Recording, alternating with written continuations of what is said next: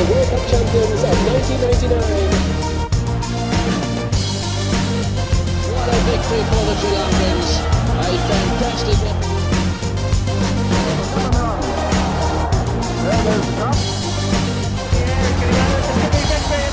Pakistan win the World Cup.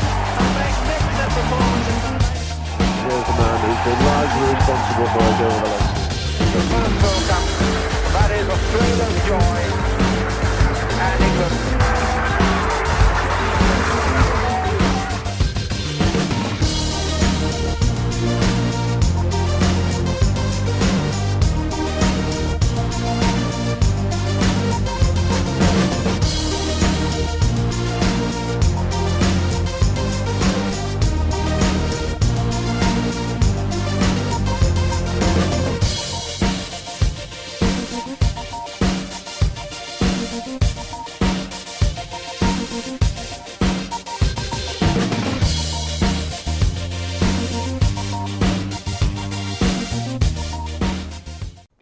Hello to all of you and another exciting episode of Match Point. In the Match Point, as usual, we will progress towards the headlines, but the biggest news of this Match Point now, the fresh headlines that the Pakistan has been beaten convincingly by the South Africa in the ODI series, wherever the neighbors, the Indian team has beaten New Zealand in their home in away series in the New Zealand in the one-sided matches. Team India beat New Zealand to prove that they are best in this format, and West Indies have plunged back into the life while beating England in the first test in Bridgetown, Barbados, and just reviving the memories of 1980 and 1970. So officially the headlines first of all. So the first headline a part of these wins and the victories is regarding the next World Cup T20. India and Pakistan are placed in the two different groups in the men's T20 World Cup 2020,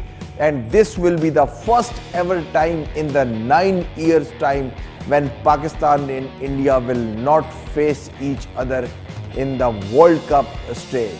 And there is no possibility of India-Pakistan match before the knockout game. If the knockout game exists and both the neighbors go ahead, and then it would have been a chance of an India-Pakistan clash. Otherwise, there is no chance of India versus Pakistan. And usually there is a question that a lot of people are thinking that nowadays advertiser is never gonna away from this match. They want to grab this match. What was the reason that Pakistan and India were not kept into the one pool? Because of number 1 and number 2. Number 1 and number 2 team, they are the world best team. The Pakistan Shaheens and Men in Blue are the second best team of the world. Number 1 and number 2 cannot coexist in the one pool. So this is the main sole reason of the myth behind the neighbors, putting the neighbors into the two different groups. Pakistan will play their first game versus traditional rivals, a part of the India, Australia, Aussies, and Pakistan will be in a chance to beat them as they have beaten them in the World Cup game. But whenever it comes to the knockout stages, Pakistan has never beaten Australia in a World Cup game in the knockout stage. 24th of October, Pakistan will play against Aussies in their home, Sydney. Since 2008, now it's the time for the Grand Slam to remember. And which Grand Slam? This is the Grand Slam Australian Open. Australian Open men's results have been declared, and Djokovic has once again lifted the title with a pride. So as I was telling you that since 2008 now, the Djokovic titles or the overall titles which the men have grabbed in the tennis circuit, he has grabbed most of all over the world, whether it is a French Open, whether it is a Wimbledon, or whether it is an Australian Open. Djokovic has lifted now. This was the 15th title for him, and beating the arch rivals in this passion, Rafael Nadal, Rafa, who is having a record of the 14 Grand Slams since this date, what I told you, and he is the second best after Djokovic, and at the third of course, Roger Federer, but he is not in the double figures with a 8, Andy Murray with 3, and John Martin with a 1 Grand Slam. And now the next news is, again I will jump back to the cricket field, and cricket field when we will discuss about Team Pakistan. The major headline, as we predicted in the last show, Pakistan skipper Sarfraz Ahmed has been banned from the international cricket for the 4 matches. He has been put into the ban after the fiasco of what happened. All of you are knowing in the third ODI against South Africa, when Philokwayo and Sarfraz, they were involved in world debate. Not the Philokwayo, but Sarfraz, in the mumbling words, cost him a match. And in nowadays, showing once again that in this global world where there is a mini village, this is a global world, and world has got smaller and smaller because of the multimedia. We need to be very careful while picking up the words, whatever the cause, whatever the stage, and whatever the location it is. Needed to be very careful, and Pakistan team also needed and also in a need to educate themselves regarding this, that what comes in racism and what not comes in the racism. Sarfraz Ahmed now officially banned for the 4 matches by the ICC due to the racial comments, and he will miss the 2 ODIs and 2 T20s. He will be the part of the last T20.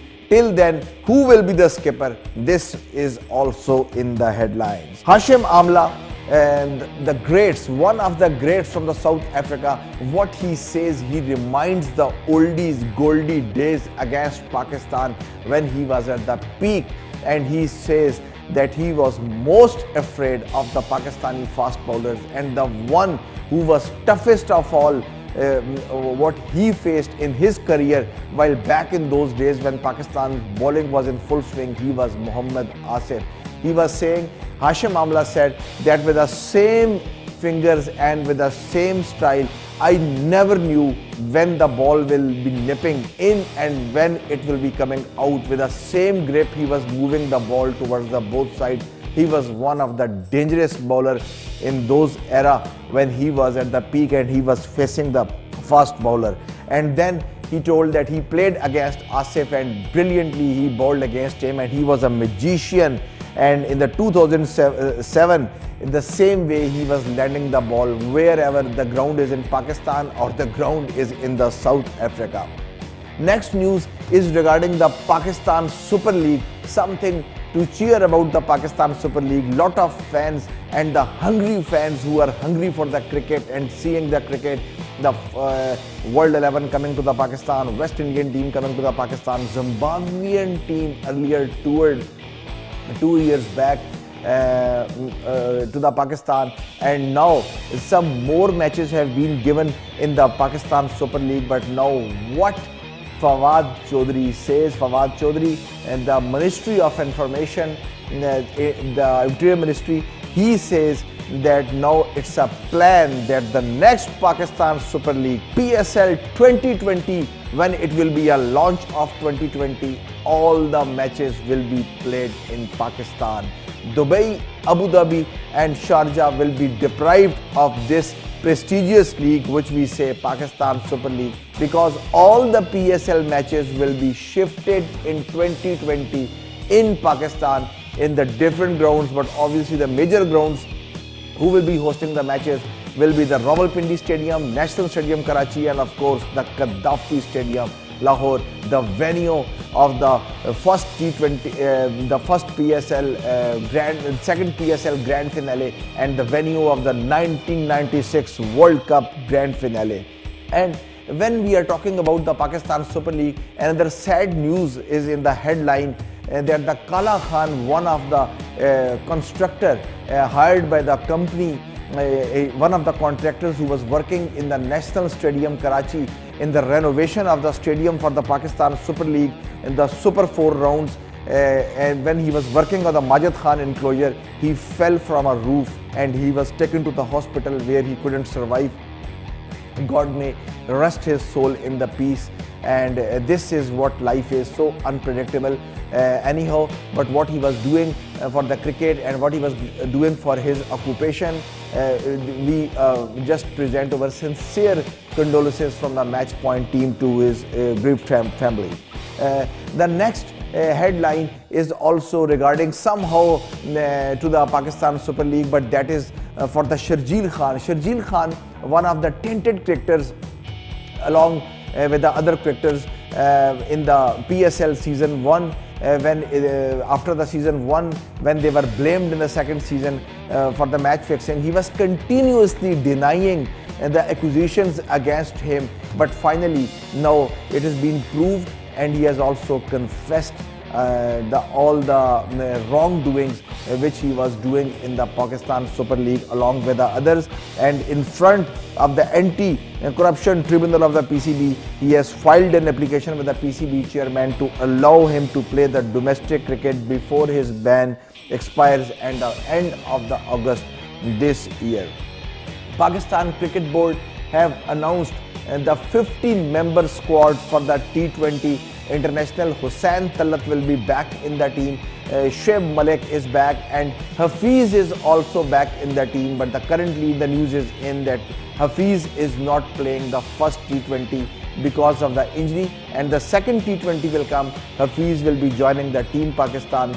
And the last headline before going to the break is that in the absence of Sarfaraz Ahmed, the captaincy will be handed over to the evergreen Pakistan's Shoaib Malik, the most T20 played from the Pakistan, the most runs scored by the Pakistani, the 2000 runs scored by the Pakistani. The Shoaib Malik will be handling once again like the World T20, which he is used to lead Pakistan team in this very limited format. He will be once again holding the reins of the Pakistan team in the current T20 this game against South Africa. So lot of more, and we will discuss of course the Pakistan versus South Africa, the ODIs, the South Africa supremacy, and we will discuss the India versus New Zealand Indian win, and of course the shocker from the New Zealand to the Indian team to get themselves out at the 70s. So we will discuss this, and of course the Jason Holder heroics will be a part of my Match Point. You are watching Match Point. You can follow me on the Facebook page and on the YouTube with the same name, Greatest Empire USA. Keep following, keep watching Match Point. I will be right back.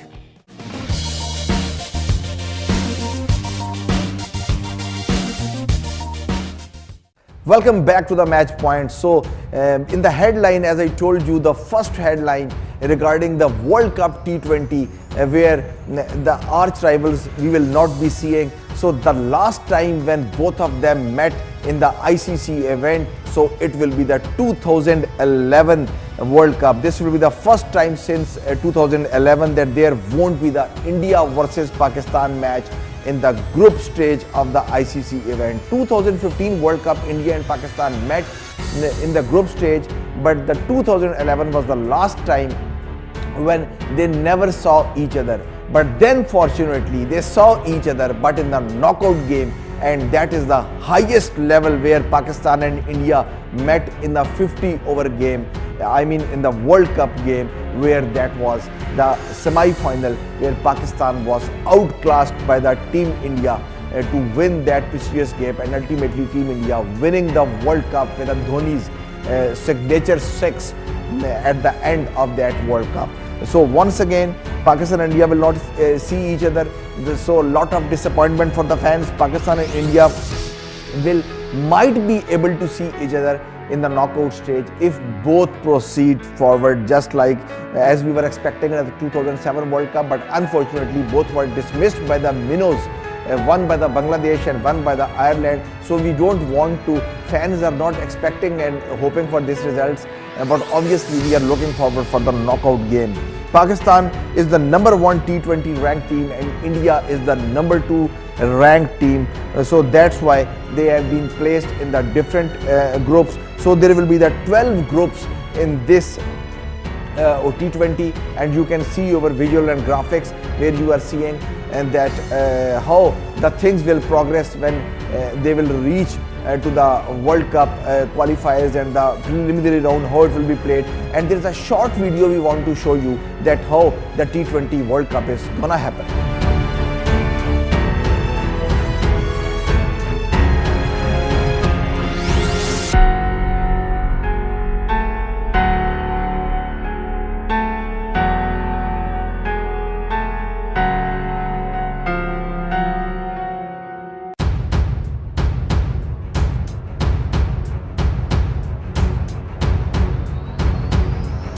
So you would have been seeing the video and these were all the details. Anyhow, I may remind you that the Pakistan matches in the Men's T20 World Cup 2020 will be October 24. It will be the opener against the Australia in their home ground at the Sydney SCG, Sydney Cricket Ground. Pakistan will be playing, and then versus the A1 team he will be playing. Pakistan will be playing on the 29th of October, and then 31st of October Pakistan will be playing at the Brisbane Gabba versus New Zealand on the first pitch, and then on the November 3rd Pakistan will be playing against Windies on the Adelaide Oval, where the tricky ground will try to trick against the Pakistan, but Pakistan will have to survive. Pakistan's track record on this very ground is very bad. Adelaide Oval, where Pakistan have played 14 games and 12 times Pakistan lost on this ground.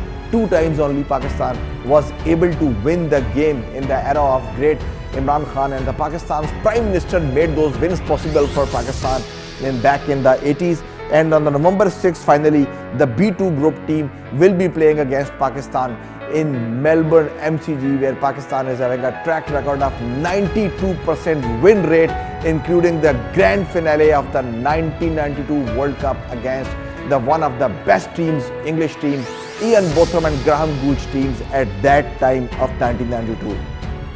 Jason Holder, the West Indian Hall of Fame, who is currently playing, has moved to the number 1 ranking in the ICC Test rankings of the all-rounder. Wow, take a bow for him after his stunning performance in the Bridgetown, Barbados, which was said to be once the paradise of the fast bowlers, but he made everything possible, and especially coming at number 8.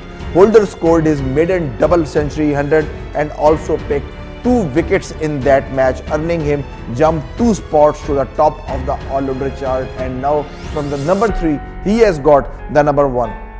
Next to discuss, of course, as I told you in the headlines, we will jump quickly towards the Pakistan versus South Africa. Pakistan versus South Africa. South Africa again outclassed Pakistan in all the departments. And I was telling you in the last program that let's pray for the Pakistan fans that Pakistan may not go to the 2-2. Pakistan may go to the 3-1, or Pakistan may go to the 4-1.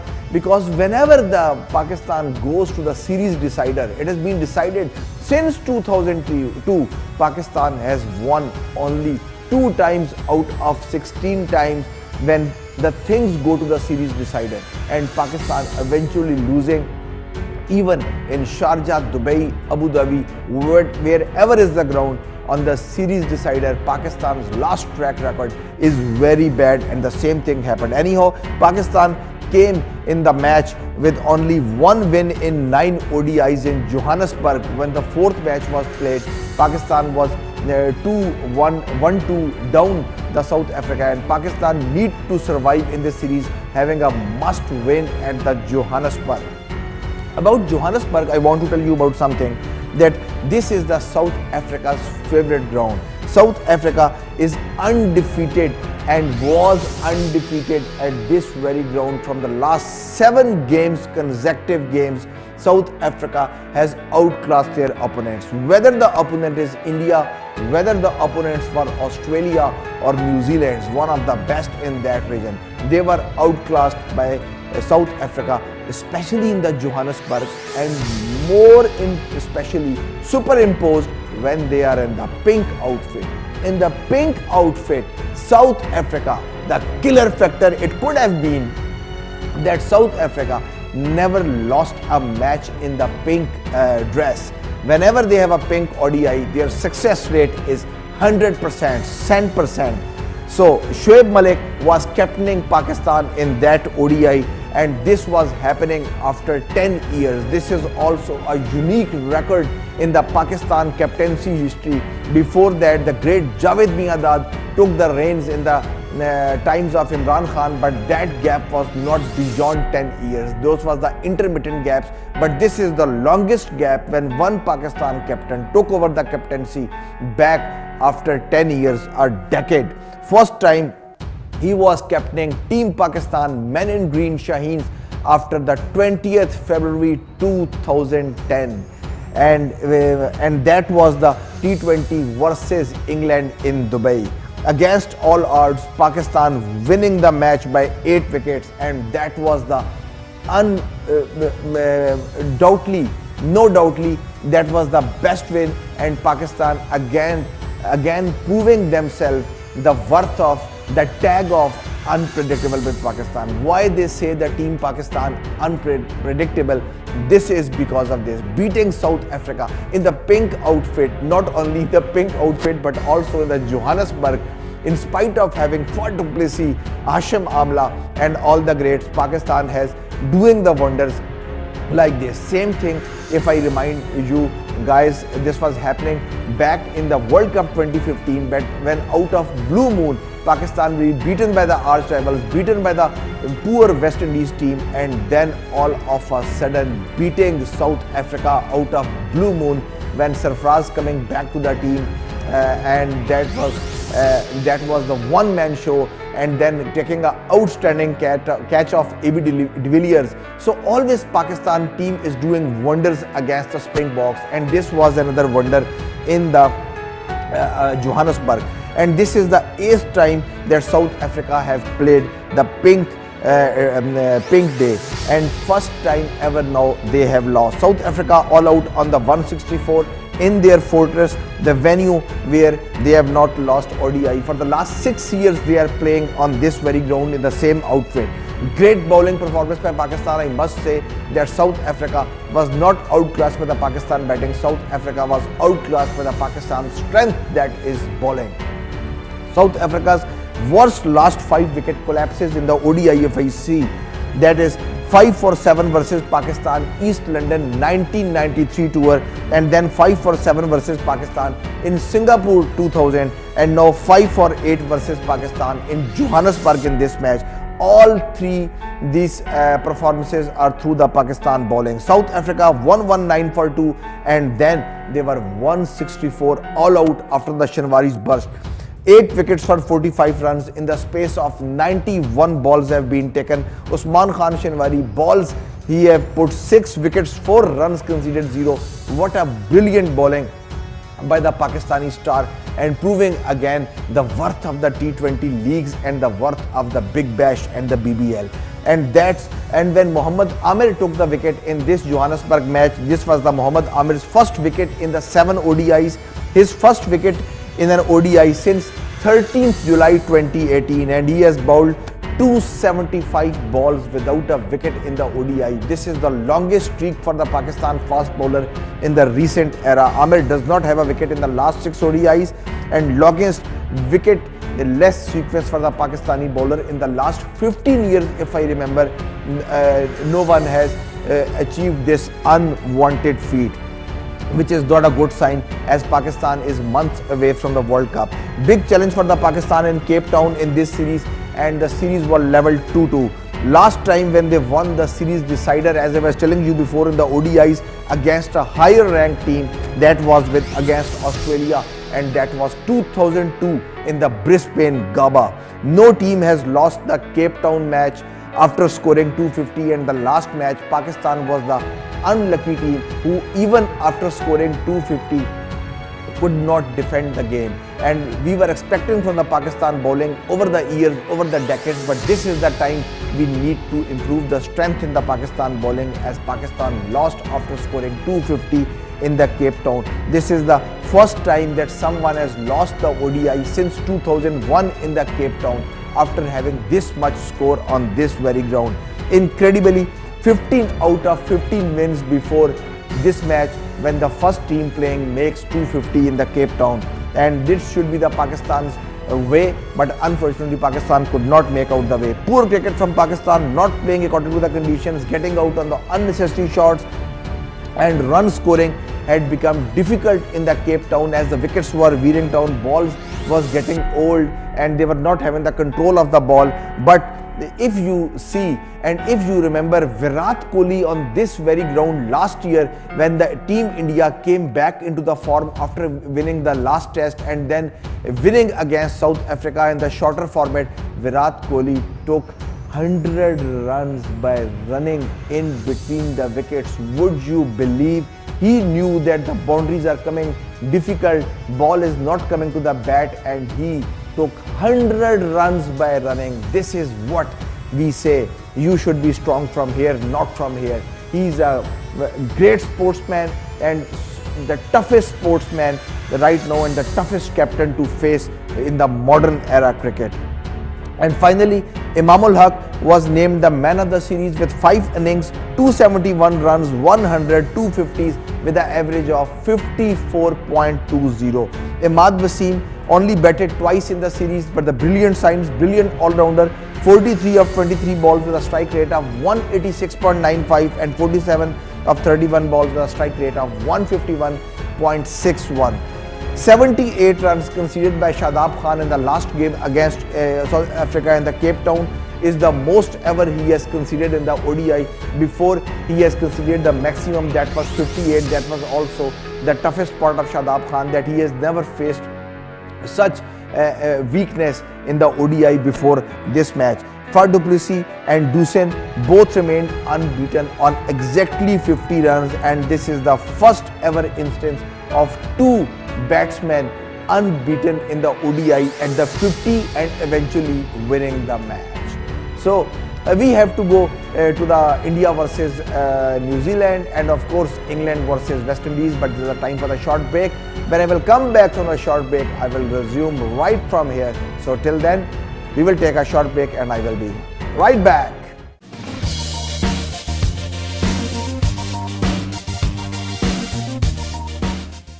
Welcome back after the break, and we will be jumping quickly towards the India versus New Zealand. And in the New Zealand home series and India's away series, it was all between Kane Williamson versus Virat Kohli, best versus best, because these two were thought to be the most toughest captains right now in the rankings and in the matches. One beating Pakistan in the previous series, and one was all the way beating every other team which is coming on the way, and especially the Tim Paine's team. And now it was 1-1 head-on-head Virat Kohli versus Kane Williamson before the World Cup, and India proven the game, proven the strength that they are the best in the business. 3 games they have played, and Virat boys 3 on 3, 3 on the trot, and 3 games winning the series straight away. And खाना पूरी और रस्में दुनिया थी जो 2 match थे, but Kohli has been rested for the last 2 games. Rohit Sharma there to lead the game. The game number 3 also not played by the Mahendra Singh Dhoni because pulling on the leg muscle. And Kohli has been rested, as I told you last time, that Kohli has been rested since now 11 years now. This is the first time when Kohli has been rested, first time in the career, a part of the Zimbabwean tour when he was not on the Zimbabwean tour. Otherwise, Kohli was the part and parcel of the team India in all the away games. One other man to discuss in these 3 matches would have been Kuldeep Yadav. Kuldeep Yadav, what a brilliant find India is after getting Hardik Pandya. Now Kuldeep Yadav, one of the best men India have got in this format. Kuldeep Yadav, again the pick of the bowlers. Kuldeep in this series, first ODI, would you believe, 4 for 39, and second ODI 4 for 45. And in the third match, when New Zealand started to knowing about Kuldeep, and then it was the turn of the fast bowlers, Bhuvi and all other, to take New Zealand on the back foot. First ever spinner to take 4+ wickets in the 2 consecutive ODIs in the New Zealand. So this was the bowling to watch from Kuldeep. Extraordinary athlete, taking brilliant catches on his own bowling, and really I have enjoyed watching his game. And then the 4th ODI without the Kohli. This was the first game of Team India after a long time. fourth ODI when they stepped in with the Rohit Sharma in his game number 200, and that was something not good and to cherish about for the Indian fans. But something is happening. I think this was a shock, and this every team is getting the shockers. Team Australia, Kim Hughes' team was getting the shocker against the Zimbabwe in the 1983 World Cup. That was the earliest shocker.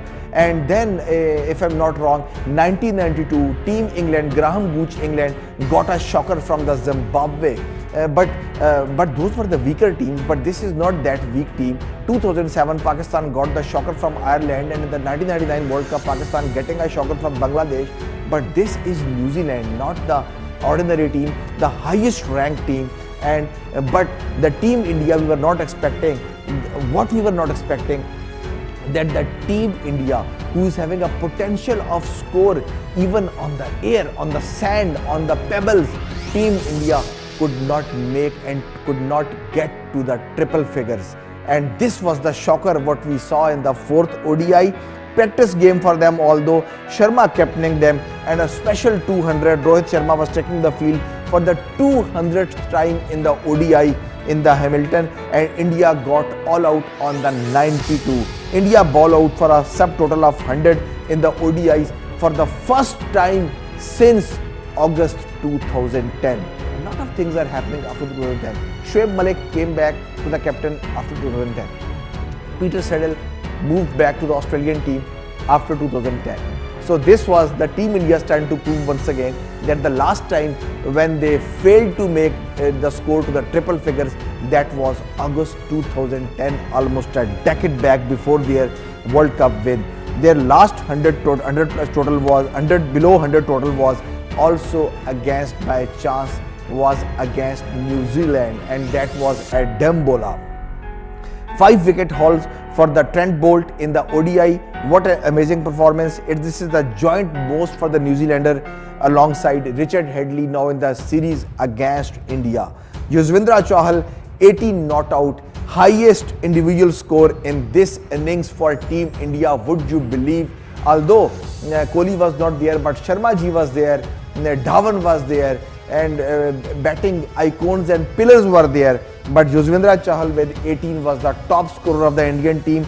Only once before it happened that the number 10 top scored for India in an ODI, and that was 1998. Javagal Srinath making 43 in the 180 runs innings of India. Javagal Srinath, who was at the number 10, he made 43 runs versus Pakistan.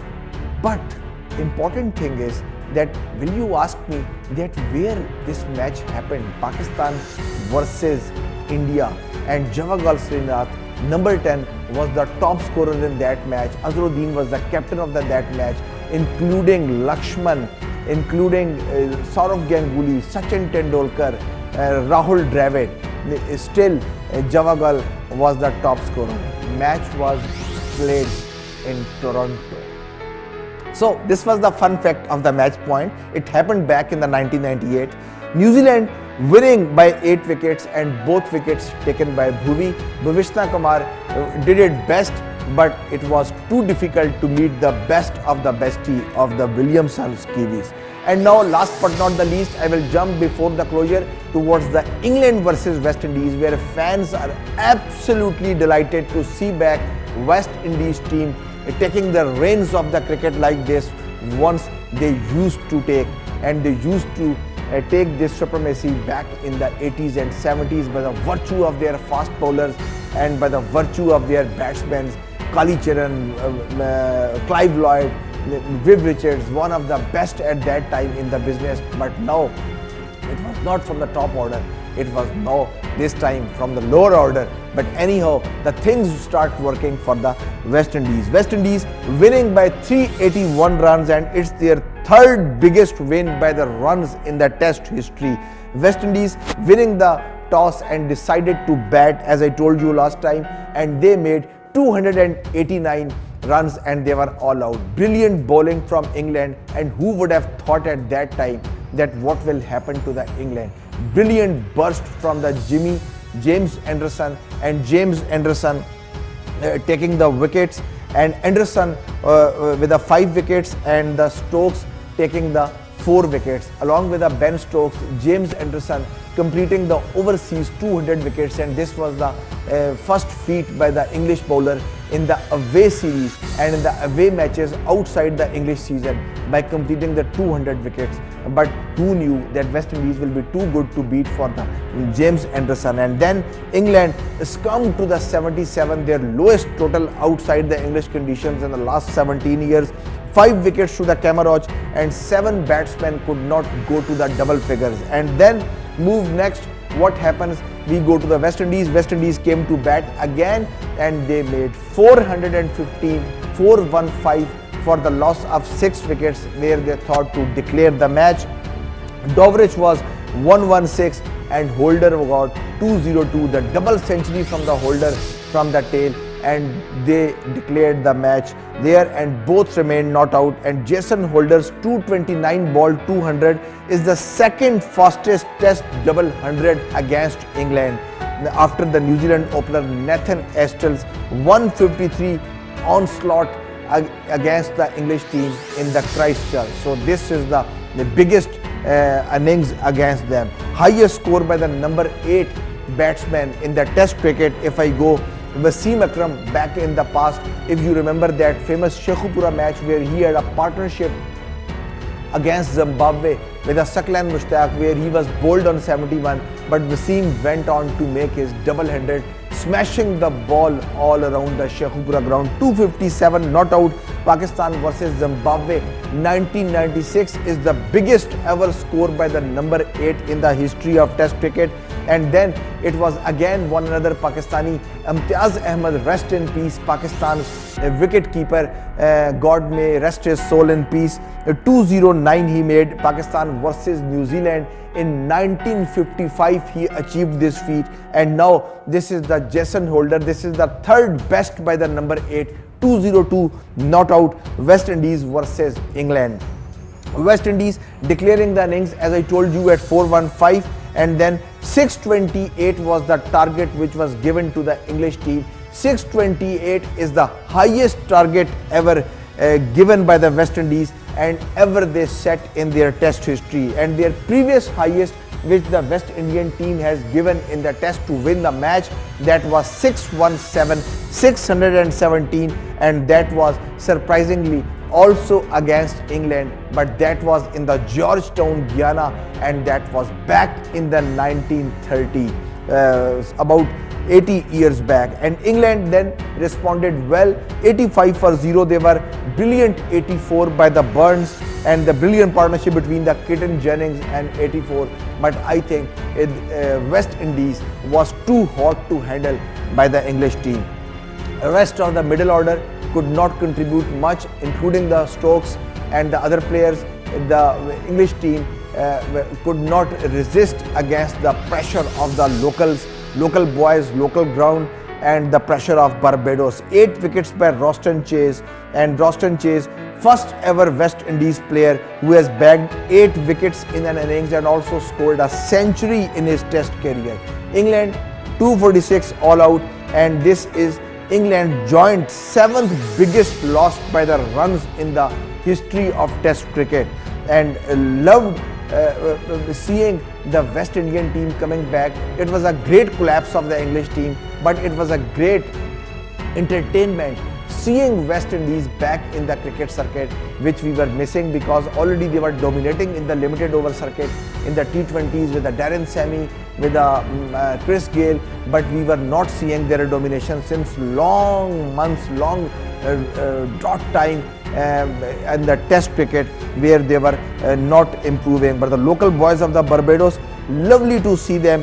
Holder, Cameron Roach, Dorich and the Roston Chase, they had a match at the home which they will never forget in front of the crowd. A lap of honor for the West Indian side after being greeted off the pitch by the Prime Minister of Barbados. The match took the position like this, that the Barbados Prime Minister also was in the ground to cheer once again the memories of Kari Chiran, the memories of Clive Lloyd, Jewel Gardner, Michael Holding, Sir Vivian Richards, Sir Gary Sobers and lot more.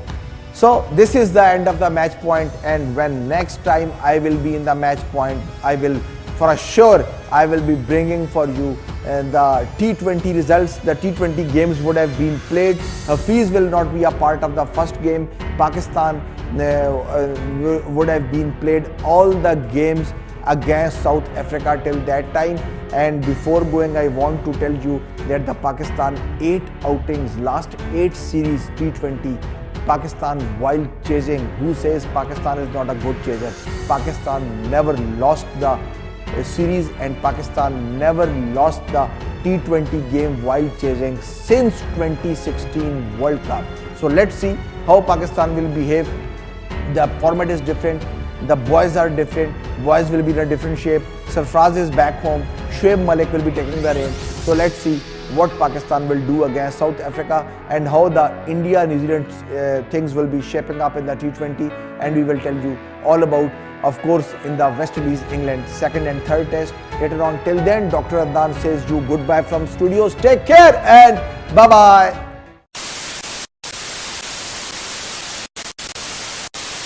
Before the headlines, Pakistan beaten convincingly by the South Africa in the ODI series, and India beating New Zealand in their home series. Welcome back after the break. So we will jump towards the India versus New Zealand. India versus New Zealand, 3 matches, 3 on the trot. New Zealand being beaten up. Ian Williamson versus